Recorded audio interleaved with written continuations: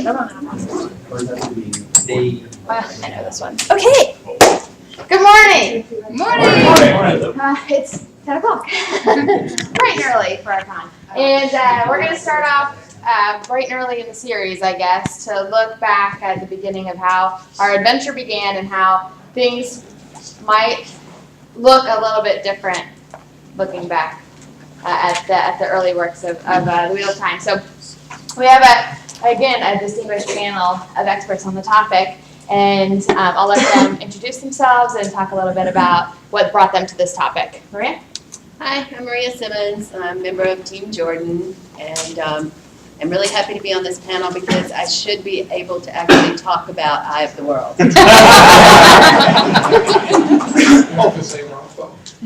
Anthony. My name's Anthony Aziz. I'm just another crazy fan who had an idea, and then when you have an idea and you tell it your idea, you get to do that idea.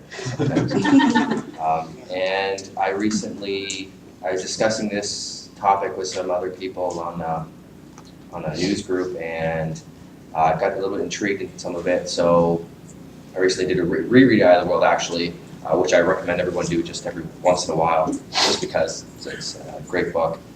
And that's how I ended up here. I'm Thom DeSimone, Cottingham.net. Anthony asked me if I wanted to do a panel. He had the topic already, so I said yes. Jason. My name is Jason Denzel. I'm the webmaster over at JordanCon. And why I'm especially interested in this particular panel is because it's by being I'm involved with Universal in the adaptation of Eye of the World into a major motion picture and one of the consultants. And so for the last year, 18 months or so, I've been rereading this book and churning it over and re-walking a lot of the similar paths that I think Robert Jordan had to go down in trying to analyze the book itself and figure out how it pieces together and how a successful adaptation could come along. And so kind of by accident in that regard, got a lot of insight into the book and how it's very different in some ways and similar to the later ones. Yeah, so I think that one of the things that we were talking about, just like in the description, was how the magic system seemed different and how that manifested itself, and so maybe that's a good place to start. Yeah. Does anyone have any, before we get to what we have, does anyone have any specific thing that they can think of that you think is different from the rest of the series? That maybe he imagined different before he wrote the rest of the book? Well, in the beginning, it's just interesting and maybe meant to be mysterious that we apparently never see a Shamiel in the real world. So it's curious as to whether it was supposed to be implied he was trapped in some way in Teleron Riyadh. Okay, so you're saying that he was never really out in the real world the whole time. He was just trapped in Teleron. Or at least in the very Partially. beginning, and then at some point, he, maybe in the second or third book, he actually physically got Okay. out. Yeah, that's interesting. Well, what we're looking for, what I'm really thinking about is like something that maybe when Jordan wrote the first book and he wrote it down, he had an idea and then it changed as he went to the next book. It wasn't really like it evolved.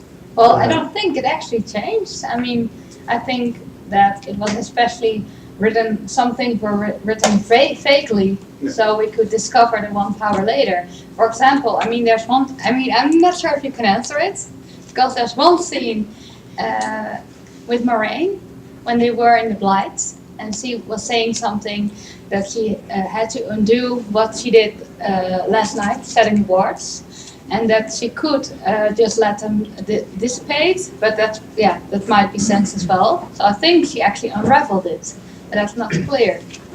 Oh, yeah. I'm sorry.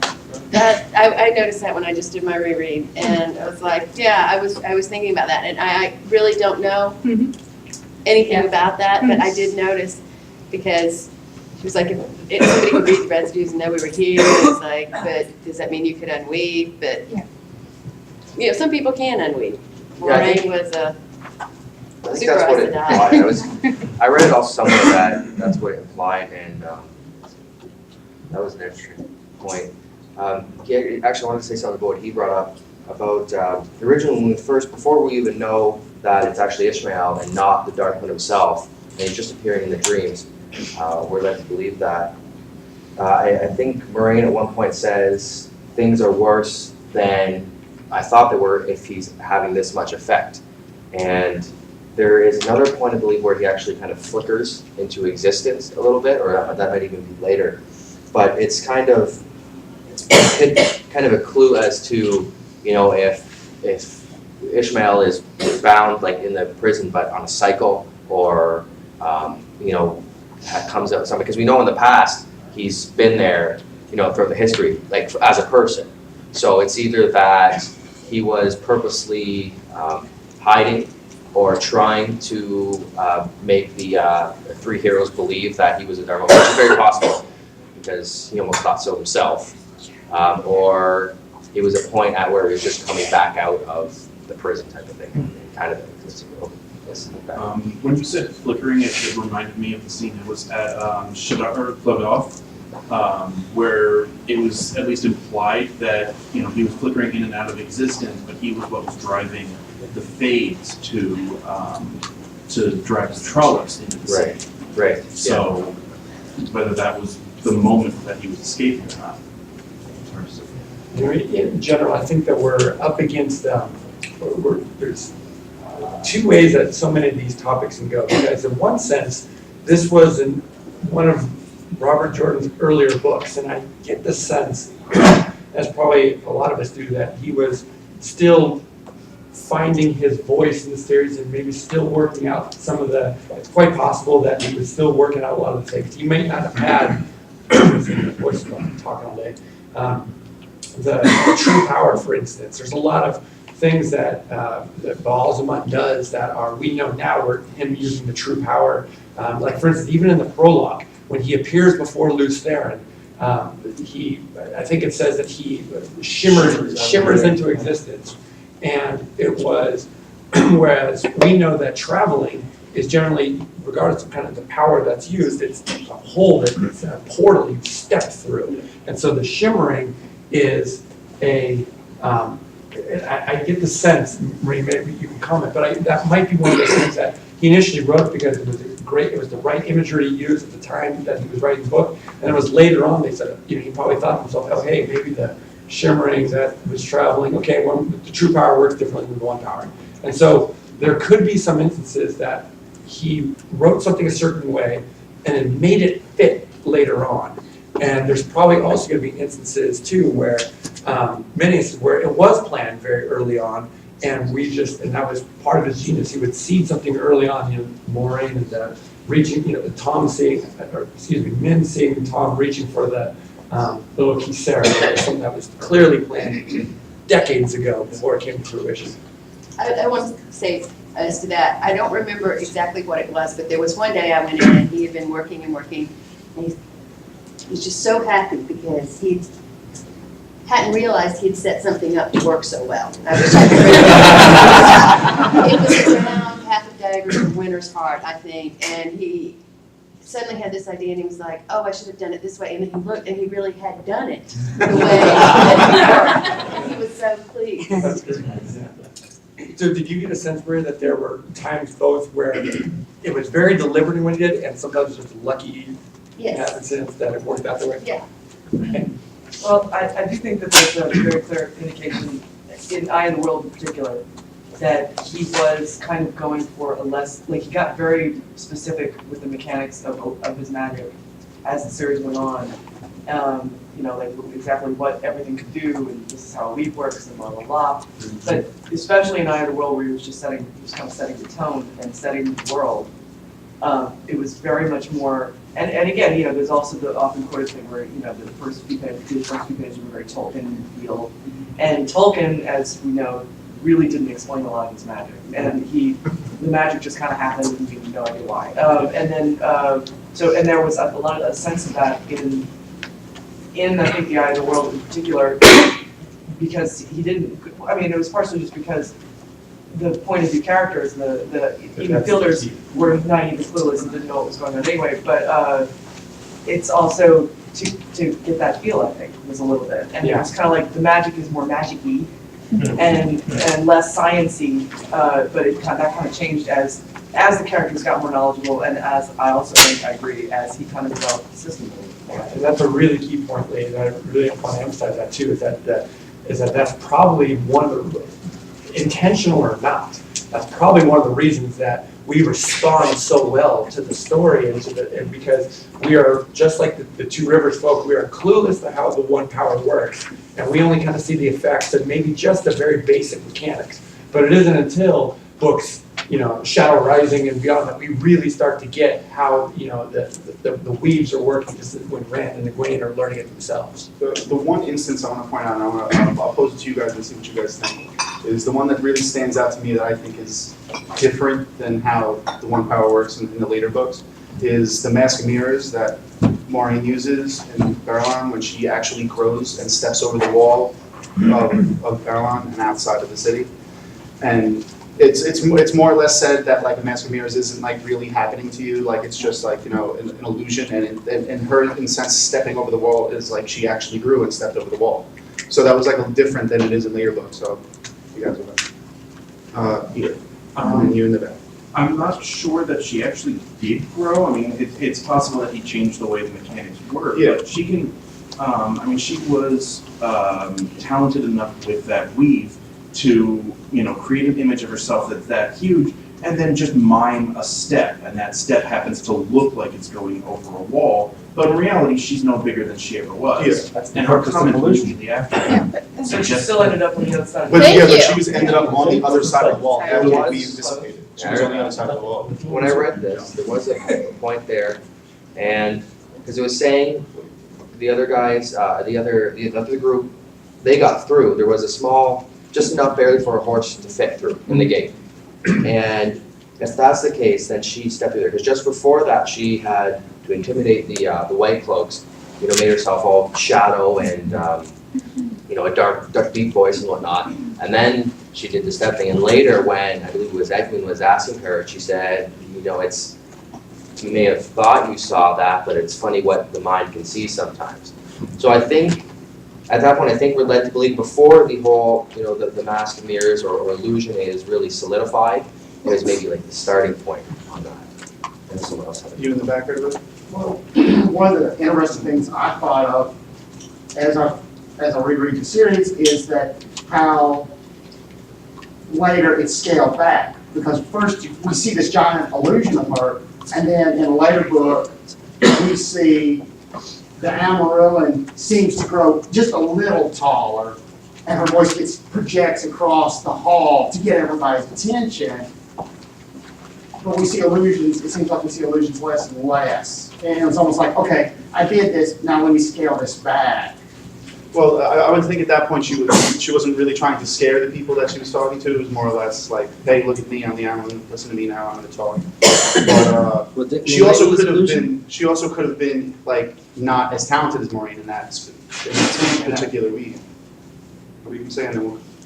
Elaine used illusion in one of the later books. Put that thing on herself, she shouldn't have done it. But she got caught, tried to make herself look like the Dark One. Yeah. Well, when Wayne was using it, it's like we were saying, she didn't have to grow into a giant to scare people. She could have. She could, maybe she could have. But she was just doing it to make herself appear bigger so everyone could see her. And I seem to remember reading in Point of View that she was thinking about when Moiraine had done it back in Barillon. Yeah. I said, oh, that would be a useful thing to do right now. We'll come to you in 1 second. The main difference that I see in that particular weave is that she physically stepped over the wall and was on the other side of the wall. And, he said like there was an opening in the gate, she could have ran through that, but we didn't see her go through that. And when Rand discovers like he can make himself invisible later in the books, they're like, oh my God, how did you do that? Like, no one else knew how to do that. So I would think that she put the Mask of Mirrors on herself and then stepped over the wall. How did she make herself do that and then run through? It doesn't really tie in well with the rest of the mechanics of the magic system as it's explained later in the books. gonna say the nature of setting and delving changed throughout. Early on, when they first visited a setting, I think it was Moiraine, delved. Aaron. Yeah. And then later on, it was no channeling at all can happen in the setting. And then even later, further beyond that, it was very clear that delving is a weave of some sort. Yeah, it is. So, Where were we at? Actually, You know, right? Go ahead. well, Jim said that no, she did not delve him. She was not delving him. It was just that if a soul was missing, that was something you could tell without any use of the one power. He made a reference to it in the part when Verily thought that Perrin had lost his soul because he was so deep in the dream world. And so she obviously can't channel, so she could tell them. The other thing is the agelessness thing. Yeah. Which was a lot of argument was caused by that, because I don't think that the whole connection between the ageless look and the oath rod, which people used to argue about for centuries, and because he didn't seem to quite have it worked out whether all women who channeled had the ageless look, or if it was just the Asdai, and then later it became clear that he meant yes, that was clear that was because of the oath rod, but it was not very. It was very muddy earlier in the earlier books. When Urian came out and saw Baron and said, "You have the look of our wise ones." Yeah. But that I'm speaking. I mean, Jim said that he wasn't really noticing the agelessness. He was noticing like the wise ones. They lived longer. They looked younger for longer. I mean, it was the slowing he was noticing more than the agelessness. Yeah, but it caused quite a very long. Oh, I used to follow it. I read the newspaper. Going back really quickly to the stepping over the wall thing, could that not have simply been a dead Copperfield thing, in that nobody's going to notice the 5-foot-something woman walking through the tiny door when there's a 40-foot tall monster stepping over? That was the difference. Like she like I never really picked up from Mask of Mirrors. Like later, it's really you put the weave over yourself and like it changes you. Where it's not like you project yourself into another area and then you can go run around willy-nilly and do whatever you want, no one will see you, you know what I mean? Like it's really, you just put it over yourself and then you become whatever you changed in the Mask of Mirrors. Like you can't like project use it to project yourself into another area. Could it be that she was not literally using the Mask of Mirrors, that she was using some other similar weave? Yeah, I just and also we have the viewpoint we have. Is someone who has no clue what's going on. Yeah, that's and he might have thought he saw something that he did. I mean, she was here, she was there. He might have blinked and thought, she was here and she was there. She had to step over the wall because sometimes you think you see things that you don't. One of the topics I'm curious to get the panel's thoughts on, and yours as well, are the black cord and the silver cord and the white cord that connect Rand, Baalzama at the end. And I know that it's, I'll let you guys know. It's been discussed a lot in fandom and whatnot, what those were and the nature of it. And I know later books address them. And Brandon has raffoed even to today, questions about it. So we're likely to get more, I suspect. But what do you guys think about the cords? For the white cord, I was always under the assumption, the belief that it was the pure Sidene from the Eye of the World. To the eye. Yeah, though I don't know why. Who was it that he was chasing for? Agamemnon. I don't know why if he had the protection from, the Dark One with his black cord, I don't know why he would have to go after that, because it was so valuable to Rand because, well, for one, he didn't really know how to access the power yet voluntarily, and two, it was kind of that protection, I would guess, from the initial taint. It was like pure. I just want to say something on that because it's kind of like a pet theory that I have about this, is the black cords and the white cords. That the black cords are like, in a sense, the heroes that are reborn at the ages, they're tied to the Wheel of Time. Like the white cords are the heroes that are tied to the ages that are tied to the Wheel of Time. Like that's them being physically tied to the Wheel of Time. And the black cords are like the Dark One tying his minions to the Wheel of Time. And, keeping that, and maybe not in the sense of keeping them like, immortal through the ages, but that, and it gives them like their special abilities, like that's what they filter Satan through, so it's not, what you call, or that's in the sense how he would make them immortal. That's a little pet theory I have, I just want to put it out there because I never got Satan. Go ahead, and then we'll go. Those cords been like umbilical cords that they needed until they grew long enough to be truly reborn as whatever they were going to be. I mean, I can see Rand needing it, and then I would wonder in my own thoughts why the Chosen still would have needed to be attached to umbilical cords. Maybe the Dark One figured they were still children in the womb that needed to be nurtured some more before he could cut the cord and let them go out on their own. Another theory on that one, and then we'll go back there and then back in the corner over there, is that, we never see the Dark One. We only see the Dark One talk to the Forsaken, like physically talk to them. We never really seen him talk to people that aren't bound to him. So that's another way, another theory that I've seen on that is that's how he talks, that's the way he does it. That's the way that they can actually hear him. And the other thing, the other main one that I've seen everywhere is that's how they channel Sidene without having, being tainted. So we'll go in the back, straight back right there, and then we'll go to the back corner. The main comment that I want to make was in response to what you said about, why did Agenor need the Eye of the World? And I always, maybe I just came up with this. I thought that it came from the book, was that it was sort of above and beyond, so that for him it would be, almost like having a Sa'angreal, having the extra pure Satan just added on top of what he could already do himself would make him that much stronger. Yeah, that'd be high octane Sidene. So you say something, then we'll go on that back. You want to say something on what he said? Yeah. Okay, yeah. Didn't Rob Jordan already said something about why Agenor wanted the power? I think I remember an answer that says that Afterworld wasn't tied to anything, so it was kind of a power that the Dark Ones couldn't sense what he was doing with it. I think that it was pure and it felt good for him to use it without the help from the Dark One. I was just saying that about the black cord, that Osmodian, when he got his cord severed, that's what he said, was that connection with the Dark One was what was keeping him from going mad. Yeah. And that if he channeled that he would go mad, and that Bran had condemned him regardless of whether or not someone kills him or not. He was going to go mad and go crazy now because he had severed that connection with the Dark One. Yeah. So that's what those cords were. It seems like the cords ultimately, I guess you can break it down and say that they are an artificial connection to something other than the true source. The white one connected to a well, the Eye of the World, which is ultimately what it was. Makes me wonder if Kat's little wells that she has in her hair have little cords going.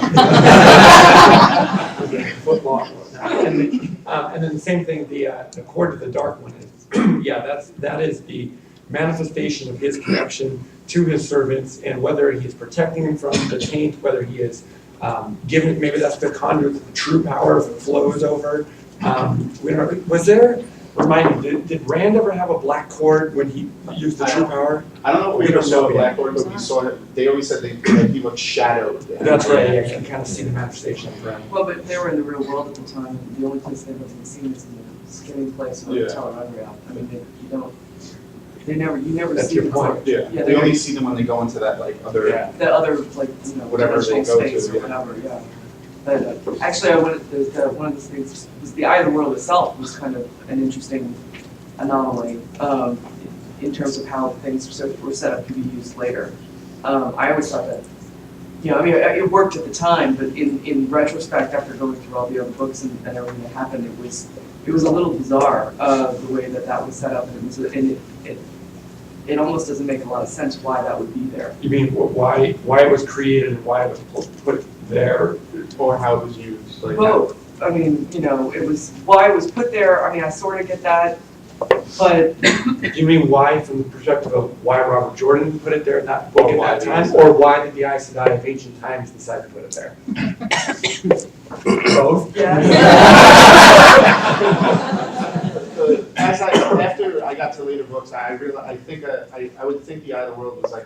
a stasis box, really, because it like the stuff that was inside of it didn't like just the physical where the items were stored Right. inside. But I mean, They, like, why you know, put that one seal Yeah, I there don't know, and yeah. scatter all the other ones I in like think random spots? When Rand goes back into, I don't remember the scene specifically in my head, but when Rand goes into the columns, and he goes back to when they were talking about making the Eye of the World. Right. I think, I'm not sure, I can't remember 100%, was there a foretelling Yes. that they had? Yeah, there was a foretelling that they were had to- arguing because she couldn't tell them when, and it's like, Yeah. you know. They were just like, how do we know that we're gonna do that? Yeah, with that good And that. it makes logical sense too, from the outside point of view. The world is going handbasket. And it's being torn apart. And so I could see one end like, okay, we have these important items, we gotta preserve them for 3,000 years or longer. We don't know how long.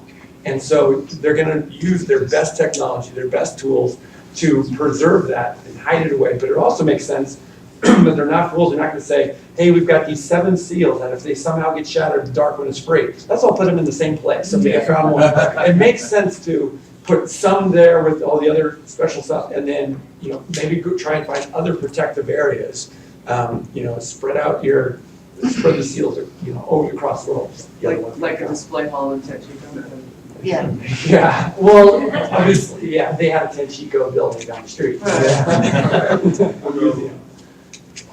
Back there, oh, Matt, okay, I can see your face. Oh, sorry. And then we'll go in the back. I'll be honest, I do know they have nothing to do with transmigration.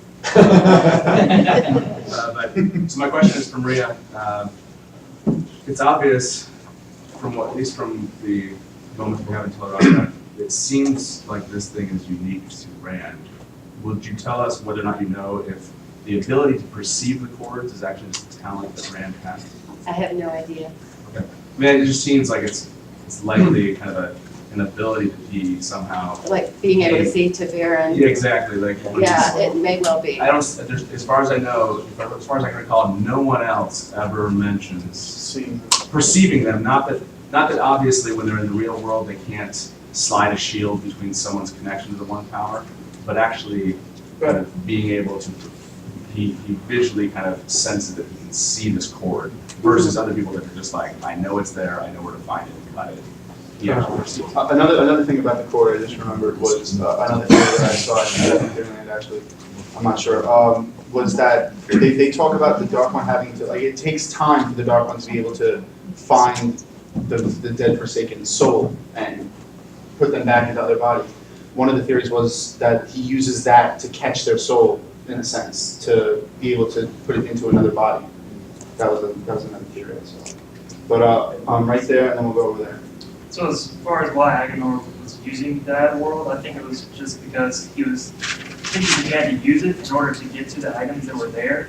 It's kind of like he just he had to use it up before it knew what was inside. That's the point. In order, he might have been wanting the seal or whatever, or the horn. I mean, of course, the Shadow would want those items. You know, like his mission maybe was obviously all their missions is to make Rand fail. So if he doesn't have the Horn of Valyria and he doesn't have, and they control some of the seals for the Dark One's prison, obviously they're got to step ahead of that. and they kept saying that the Dark One was trying to blind the eye of the world. Yeah. Basically, use it up so that he could get what's inside. That's true. Okay, then over here, and then we'll come back up here. Someone over there had their hand up? No? Okay. Oh, on why he wanted the power, Agenor. Deciding that was in the yeah. He's one of the chosen. He wants to be Nobliss. He gets a little bit more power than the, or in this case, a lot more power than the others. He can use it that way. It may never have been stated in the book because we never got a point of view from him. But it seems from listening to the other chosen when we get their points of view, all of them were plotting against each other. Marshall, that's a really good point. I'm glad you bring it up. Another way to put it too, or in addition to that, is that he might have wanted, when he's saying, you know, it's mine, I want it, he might have been, I mean, he would get a lot of brownie points with the Dark One if he was the one who denied Rand, or the dragon denied access to the pool. And if he's the one who comes forward to the Dark One and says, here's the Horn of Valyria, Master, you know, I've done well, he's gonna get, you know, he's gonna get a raise. And so Here, and then we'll go. And isn't it explicitly mentioned also, of course, Agenor had just been released gotten out of imprisonment, he is very decayed and so on, and but through the use of this ID, he becomes young and strong again, and that's probably a good motivation. Another thing is that when they channel it, it's described also as like addicting. So like he could, I mean, and in the sense that they are the Forsaken, so you know they just were channeling all the time and using it for whatever they wanted. And maybe the Aes Sedai, the Age of Legends, you know, since they were controlled and they were controlled and just not like constantly using it for whatever they wanted.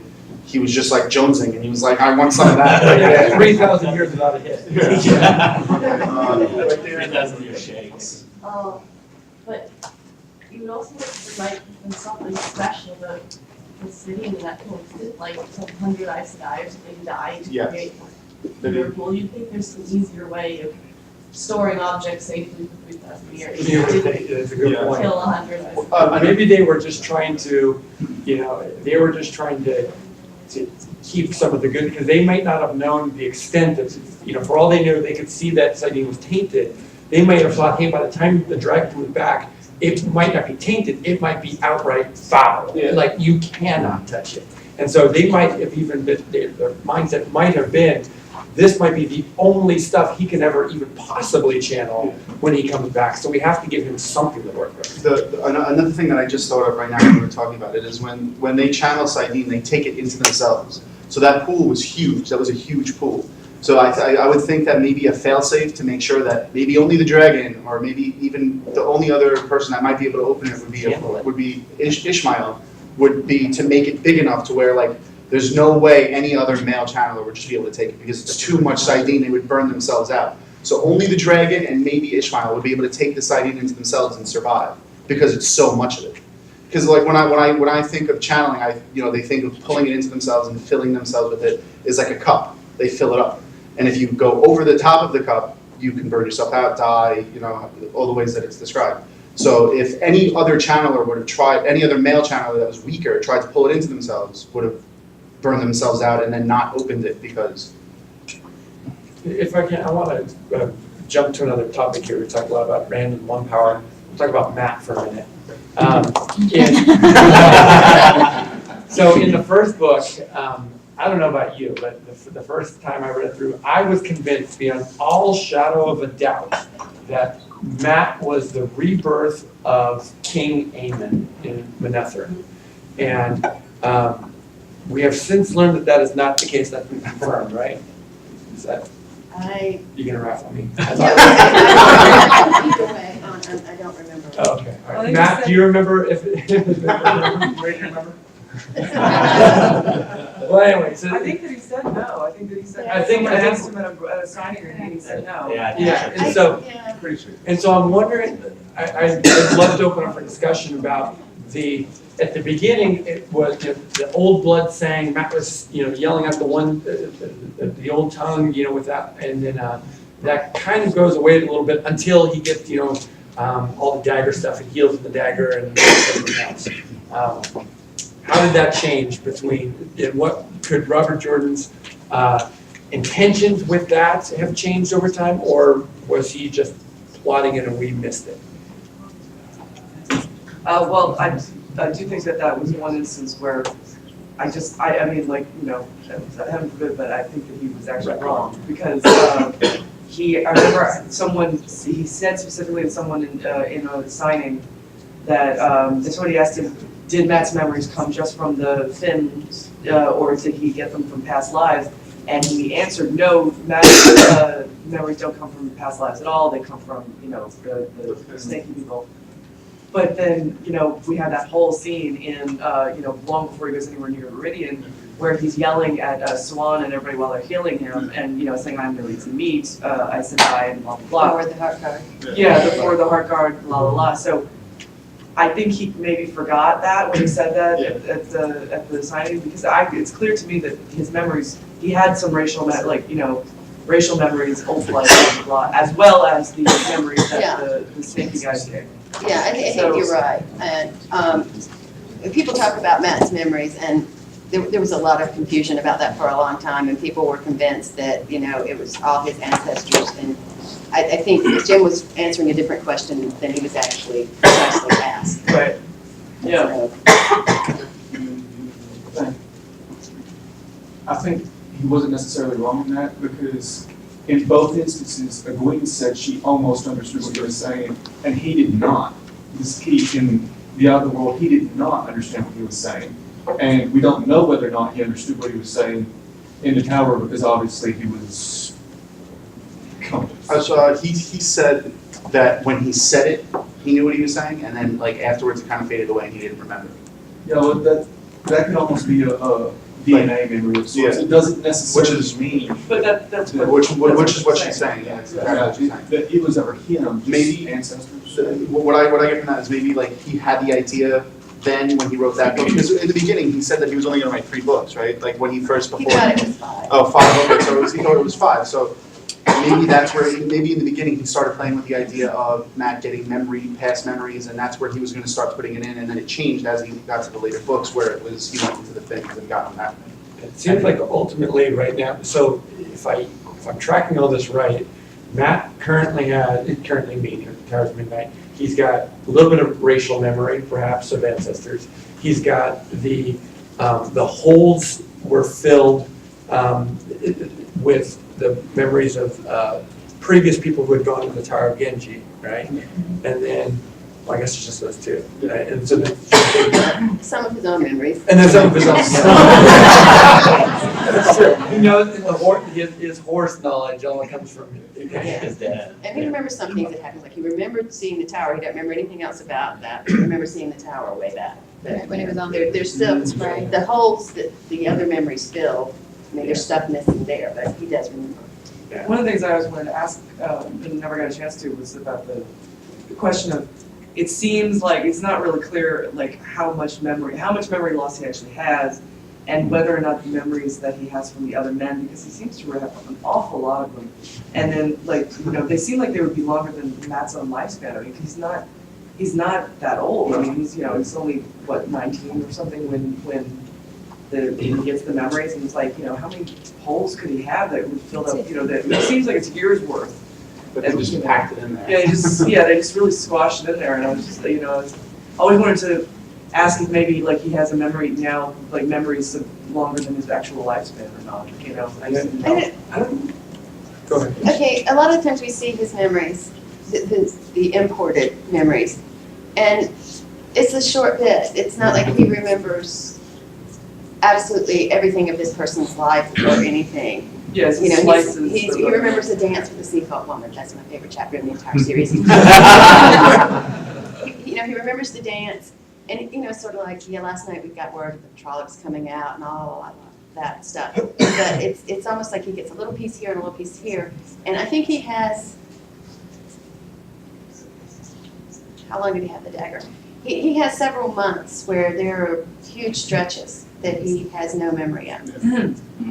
He had no memory of reaching from Island and going in there along half of the trip there. Yeah. If he had their whole memory, I mean, you would think that he would have up to the point that they go into the tower.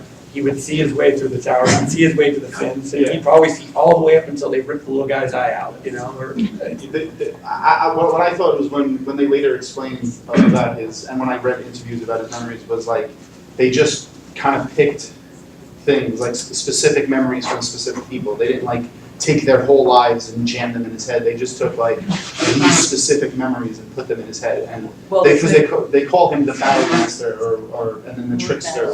Yeah, the Lord of Battles and the trickster. So like they put those son of battles. And they just not only that, but the snakes are obviously feeding off emotions. Yeah. And so the objects are the most highly emotional parts of the that's why I think a lot of them were dead.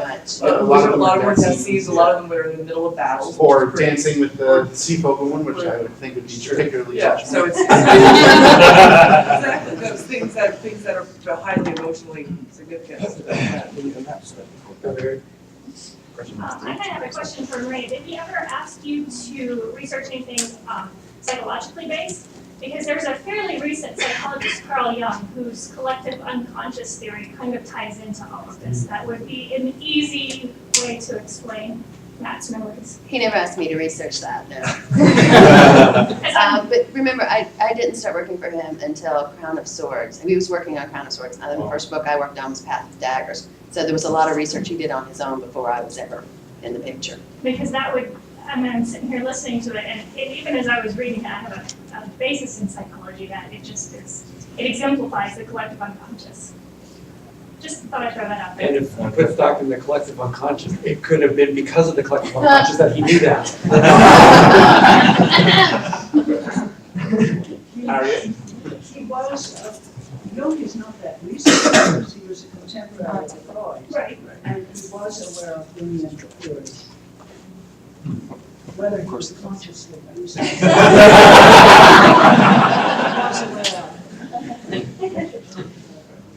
What about, like, I don't know if this was explored later on or explained, but one thing that definitely struck me as different in the Eye of the World is it seemed like the Trollocs in general being set up to be more orc-like, as in they were pure evil and purely tainted, but they were still fairly intelligent, like Narg. I know Narg said that he was smart. But being smart enough to stay behind and wait for your victim to come back, and being smart enough to talk are two different things. Well, a lot of the times later in the series when That's the only time I ever heard Trolloc talk. Yeah, well, Yeah. Hot Pain and stuff like that when they're in Towers Trolloc. Midnight. Yeah. Oh, they do? Yeah. Yeah. Well, when they're in Trolloc camps, they hear them. Sometimes they say they hear the guttural speech, and sometimes they hear words in like English that are like too hard to repeat and stuff like that. But I understand they do seem more like the Uruk-hai or the orcs from Tolkien in that first chapter, in the first encounter with them in the house. But that's another time when we've got these innocent people who have no idea. And the first time they see them. Because it's from Rand's perspective. Yeah, the first time you see them, it's one thing, and then the more you know, the more you see and learn. Yeah. Do you remember what type of Trolloc? No, Narwhal. It was a wolf. Because in Towers of Midnight, they make a comment that they're about the smarter. wolves were the smarter Yes. ones. Yeah. And So- if you think about that, it sort of makes sense Yeah. because wolves, I mean, you've seen the wolves in Perrin's Wolf Dream, and they are intelligent beasts, and if they, even though they've been corrupted, some of that intelligence could remain. The same thing with Dark Hand. They kind of, they're still wolves, so they retain some of their. Speaking of evil minions, one thing that I've noticed that's changed is that there seems to have been a smarter Murdriel from pretty early on that may have eventually kind of became Shaidar Haran. And I was wondering whether or not Jordan's vision of that changed or whether he's actually been increasing in power as the seals have been weakening over the series, or whether you have any thoughts on that, Maria.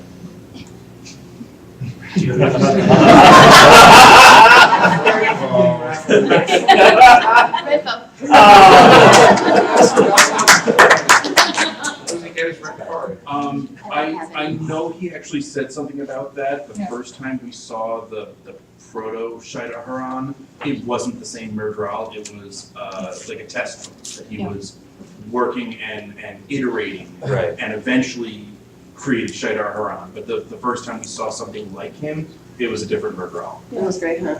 Yeah, Boris. Yeah. On the topic of Murdral, one thing is very, and now obviously we have the same thing about they're all innocent, right? But it's clearly stated that a Murdral can just come from shadow.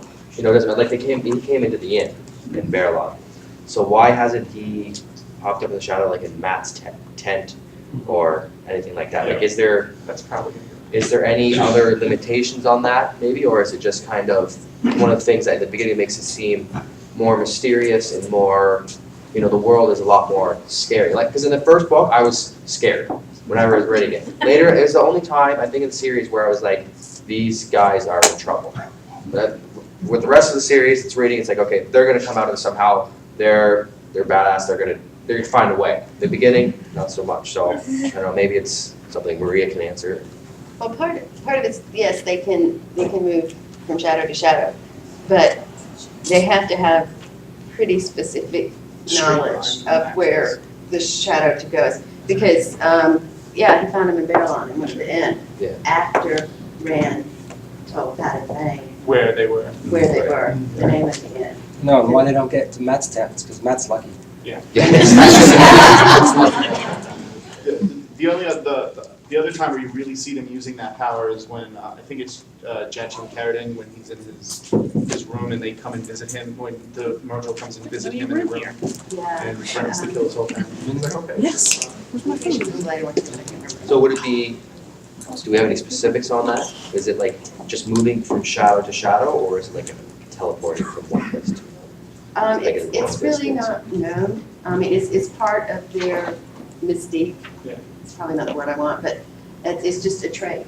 One of their inherent talents. It's something Agenor made happen accidentally.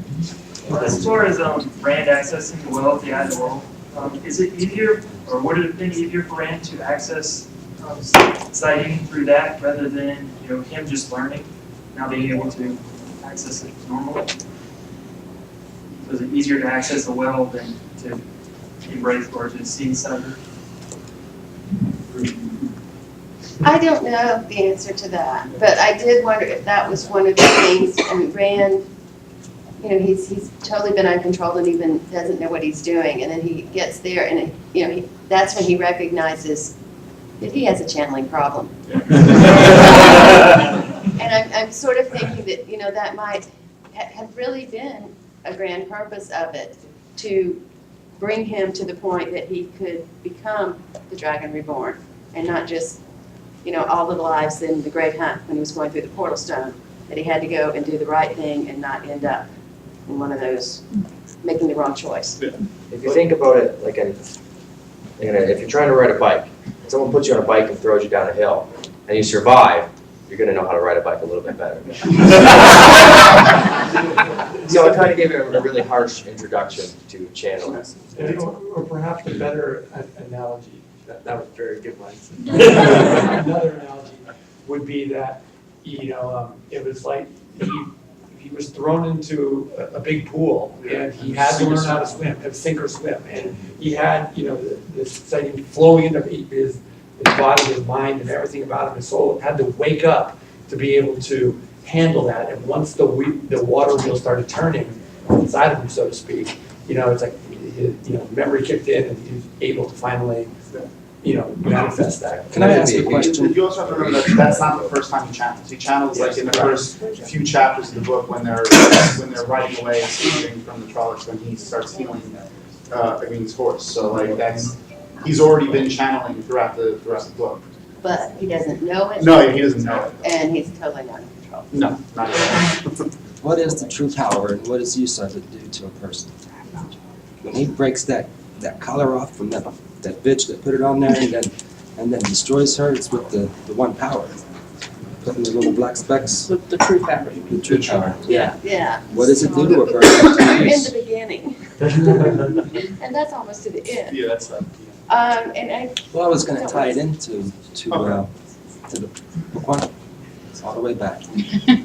What's his face? The fire-eyed guy. What's his name? Ishmael. If he was using that power from 3,000 years prior, what was the extended use of it doing to him?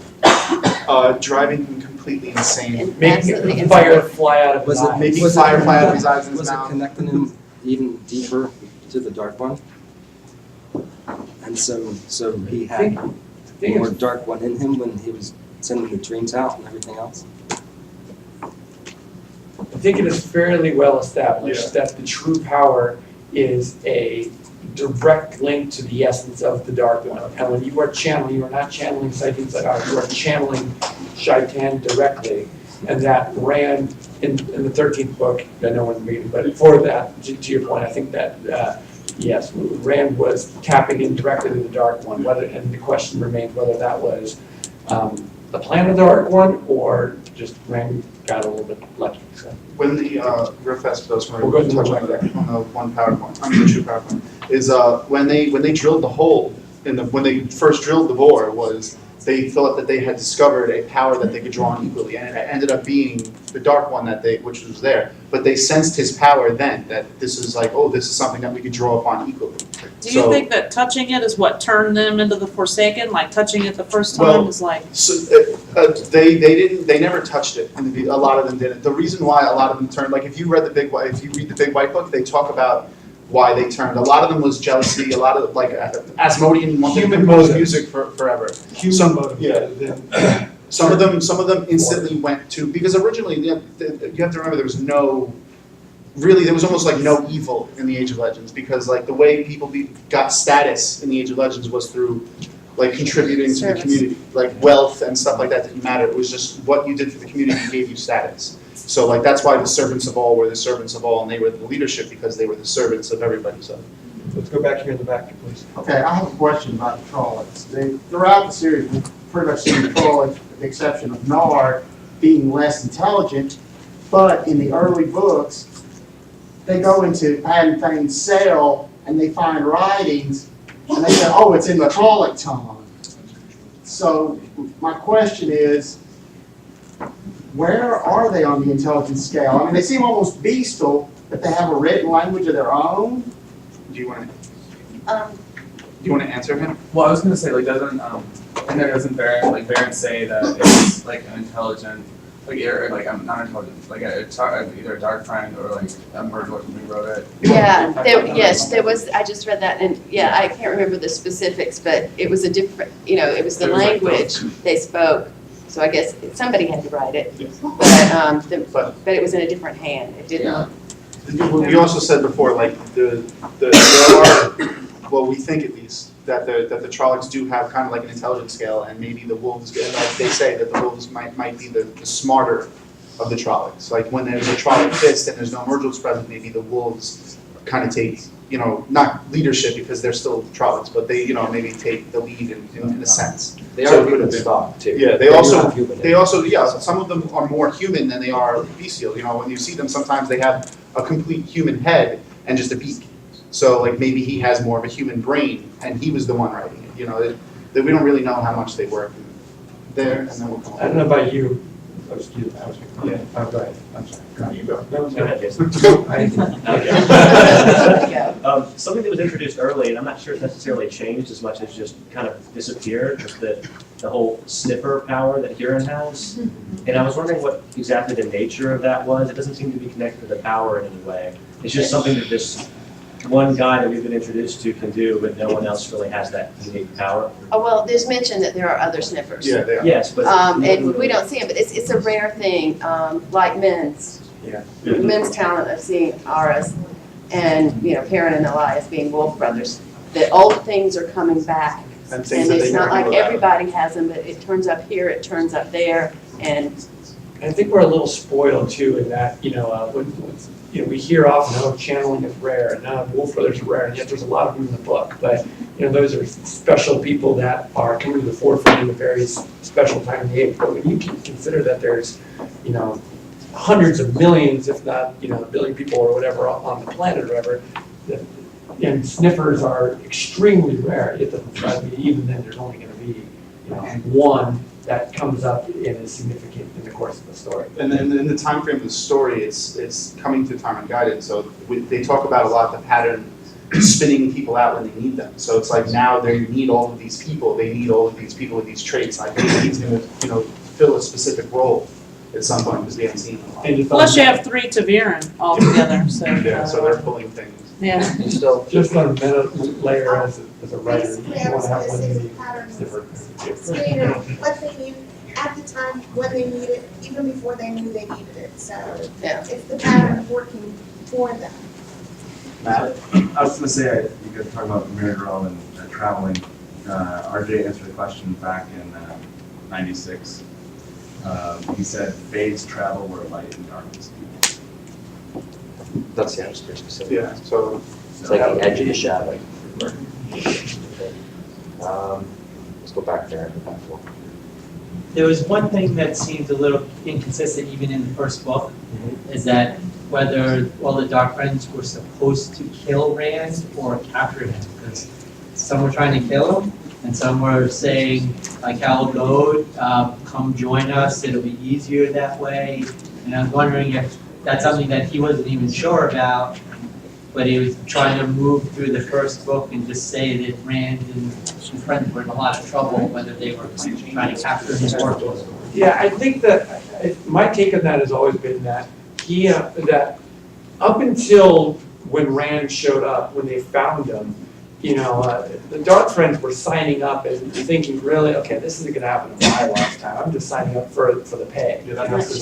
And so it wasn't until the second and third books that the word really got out, like, okay, you've been a Dark Friend, now it's time to call you, need to be on the lookout for these specific people. Before then, it was probably a very vague, word might not have had gotten through all the channels and into all the Dark Friend cells that you needed to kill or whatever. So there's probably a lot of confusion, is what I'm trying to say, on the bad guy side, trying to figure out what the heck they're supposed to do. I see all sorts of hands going up to that. We only have a quick. And I would think the Forsaken are going to have different motivations themselves, and have many minions to blame. Some of them actually want Rand to be caught and used, and some just want to kill the possible, another possible neighbor. And the Forsaken are waking up in general. So imagine you're a Dark Friend, you've been quietly happening, you're just reporting to a Trolloc or whatever. And then all of a sudden, all these Forsaken start popping up, and they're all trying, they've got their own plan, so it's even more confusing as to what's going on. And also they were also Dark Friends in general, all the evil people in Jordan's world are always, their essential defining characteristic is selfishness, and whatever the specific manifestation is, it's always about just looking out for number one, and so it's always Dark Friends always are quick to betray whoever, including each other, just if they see their own advantage. So I mean, that in itself would probably just account for it. And they're just nasty people that, like, even if they're told don't kill Rand, but if they don't like the guy or whatever, their emotion could overcome them. Or if they're worried that it's kill or be killed. Yeah, exactly. That self-defense thing is going to kick in. And then the plan changes throughout the books. You see, like in later books, that at first they were saying kill him, and now they're saying capture him, and then they say kill him again. So. And there's one other thing. The guy who in the early books is kind of running things is the one who is, don't want to use that word, absolutely, totally insane. One day he might think, oh yeah, I gotta get him to our side, and the next day, I kill that SOB.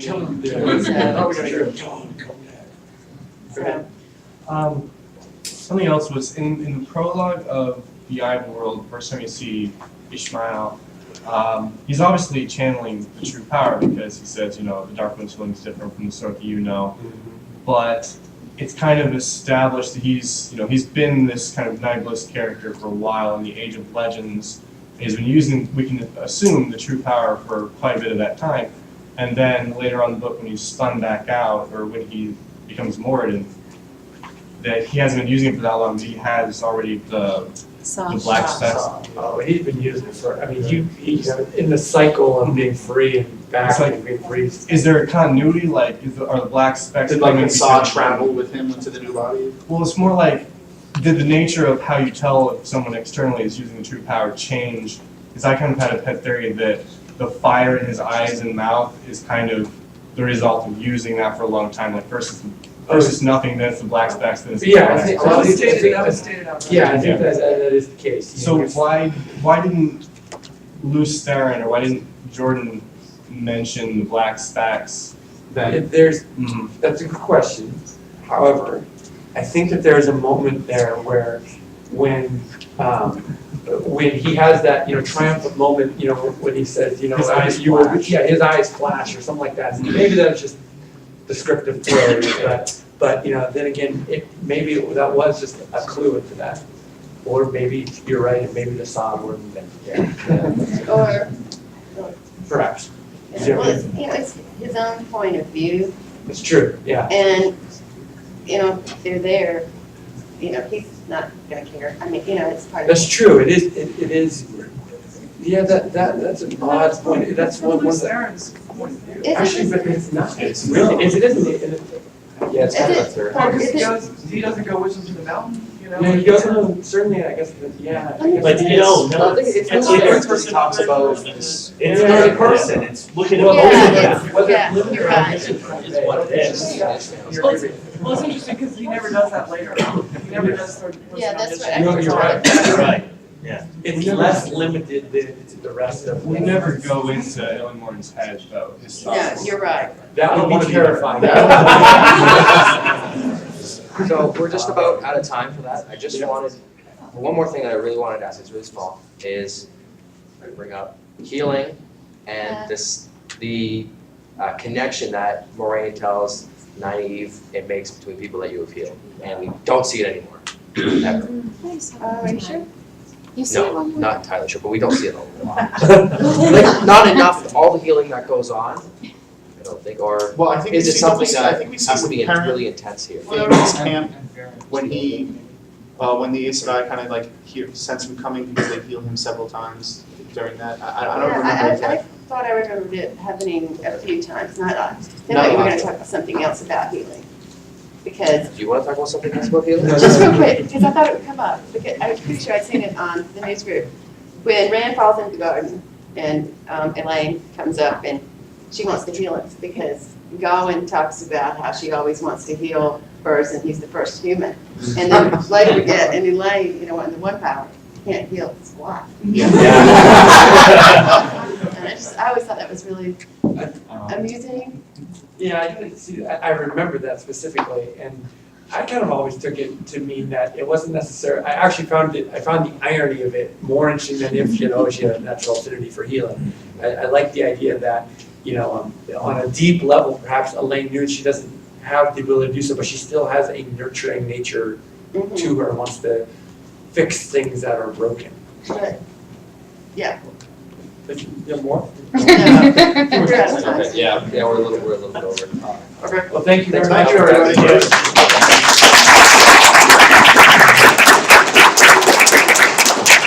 And next in this room, we'll be continuing the conversation that we started yesterday, delving deeper into all of Avienda's experiences in the Weiss and Meridian.